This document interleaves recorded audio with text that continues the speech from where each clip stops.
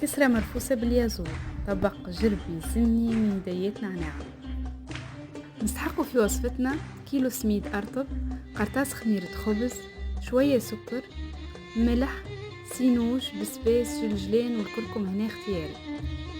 نلموا العجينة بماء دافي، نعجنوها مليح مليح، ندهنوها بشوية الزيتونة ونغطيوها ونخليوها تخمر. كي تخمر العجينة ويضاعف حجمها نعركوها ونشكلوا كعبات الكسرة، وبعد ما نطيبوا كعبات الكسرة نقصوها قطع صغيرة. للخليط نستحقوا بصل، طماطم، فلفل مقطعين، هريسة ويازور، خلطوهم، نزيدوهم شوية زيت زيتونة وشوية زيت قديد كان تحبوا، ملح، شوية ماء، ونخلطوا كل شيء مع بعض. نصبوا خليط السلطة على الكسرة، وهكا نتحصلوا على كسرة مرفوسة باليازور من قبل ما تاكلوا. شربوها واعطوني رايكم.